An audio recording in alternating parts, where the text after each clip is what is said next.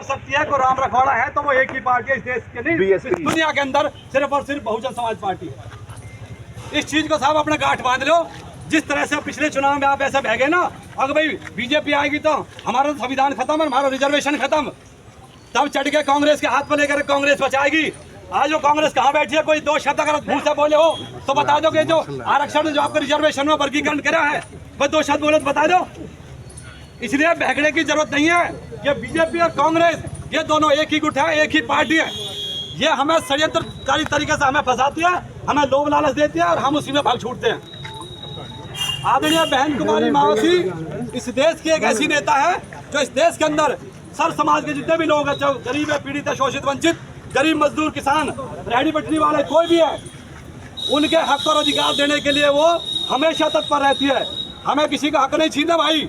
इस देश के अंदर जो भी नागरिक है, उस नागरिकों को संविधान के अनुसार उन सबको रोटी, कपड़ा, मकान, शिक्षा, स्वास्थ्य, रोजगार और उसके जितने भी हक और हकूक है सबको मिलना चाहिए। लेकिन परम पूज्य बाबा साहब अम्बेडकर ने जो संविधान में SC के लिए जो रिजर्वेशन वहाँ पर दे के गए थे, ये बपौती में नहीं दी किसी सरकार ने, न ये कोई भीख में दिया। ये तो आपको मौलिक दिया था कि ये जातियाँ, ये प्रजातियाँ जो इतनी हाशिए पर है, इतनी पिछड़ी हुई है, ये तभी ऊपर आएंगे जब इनको हम थोड़ा सा रिजर्व करके इनको थोड़ा कोटा देंगे, तभी इनका पेट भरेगा, ये आगे बढ़ेंगे।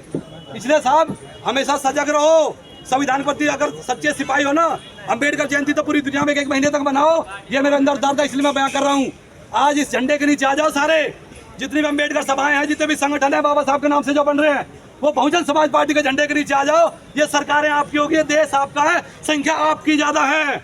SC ST OBC माइनॉरिटी 85% हो। ये देश हमारा, हमारे पुरखों ने इस देश को बनाया है। आप चाहे किसी तरीके की बात कर लो, चाहे रोटी देने की बात हो, अनाज पैदा करने की बात हो, मकान बनाने की बात हो, जो भी हाथ के काम करने वाले लोग हैं वो हमारे लोग हैं। ये कुछ % लोग हैं जो करने को एक ढेला का काम नहीं करते और सारी मलाई पूरे देश की क्रीम को वो खुद खा रहे हैं, इससे हमारे हिस्से को चाट रहे हैं। तो साहब हमारा किसी से कोई विरोध नहीं है, लेकिन हम ये चाहते हैं कि इस देश के अंदर जिस तरह से संवैधानिक व्यवस्था परम पूज्य बाबा साहब अम्बेडकर ने रखी है, ये व्यवस्था ऐसे ही चलती रहनी चाहिए। इस व्यवस्था को हम तत्पर हमेशा सहयोग करते रहेंगे। और इन सरकारों से हमारी गुजारिश है, या तो भाई समझ जाओ, लेकिन अब तुम्हारा जो लोग ये बिस्तर बंधने वाला है, तुम्हें बचाने वाला कोई नहीं मिलेगा। हम वोट की चोट से आपके यहाँ से भगा कर दिखाएंगे। और अब की बार मैं कहता हूँ, उनकी बार हरियाणा प्रदेश के अंदर जो बहुजन समाज पार्टी INLD का जो गठबंधन है, ये बहुत बड़ा गठबंधन है और पूरा हरियाणा प्रदेश इस गठबंधन की तरफ देख रहा है कि यही एक ऐसा गठबंधन है जो हरियाणा सरकार, हरियाणा के लोगों को शिक्षा, स्वास्थ्य, रोजगार, रोटी, कपड़ा और मकान, सबके लिए शिक्षा, सबके लिए रोजगार देने का काम करेगी, सबके जीवन को संपन्नता की तरफ लेके जाएगी। आपने कांग्रेस को जब हटाया तो आपने कहा कि बीजेपी लाओ, कांग्रेस हटाओ, तब हमारी ये समस्या का हल होगा।